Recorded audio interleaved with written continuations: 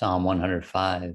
Oh, give thanks to the Lord, call upon his name, make known his deeds among the peoples. Sing to him, sing psalms to him, talk of all his wondrous works, glory in his holy name. Let the heart of those rejoice who seek the Lord and his strength, seek his face evermore. Remember his marvelous works, which he has done, his wonders, and the judgments of his mouth.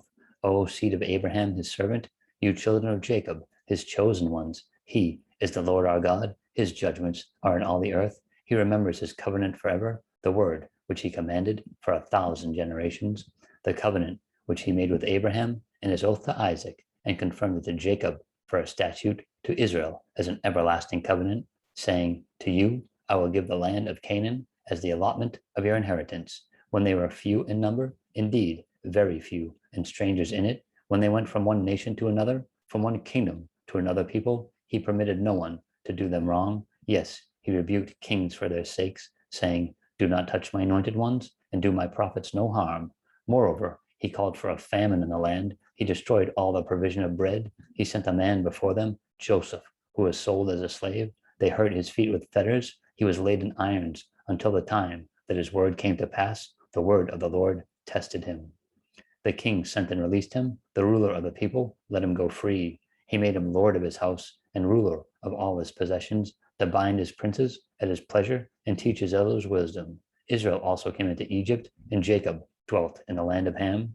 He increased his people greatly and made them stronger than their enemies. He turned their heart to hate his people, to deal craftily with his servants. He sent Moses his servant and Aaron, whom he had chosen. They performed his signs among them and wonders in the land of Ham. He sent darkness and made it dark, and they did not rebel against his word. He turned their waters into blood and killed their fish.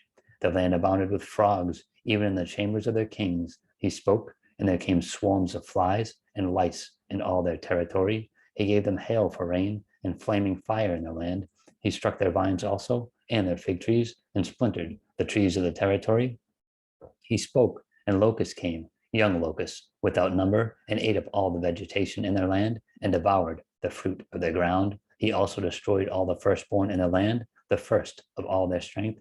He also brought them out with silver and gold, and there was none feeble among his tribes. Egypt was glad when they departed, for the fear of them had fallen upon them. He spread a cloud for a covering and fire to give light in the night. The people asked, and he brought quail and satisfied them with bread of heaven. He opened the rock, and waters gushed out and ran in the dry places like a river, for he remembered his holy promise and Abraham, his servant. He brought out his people with joy, his chosen ones with gladness. He gave them the lands of the Gentiles, and they inherited the labor of the nations, that they might observe his statutes and keep his laws. Praise the Lord.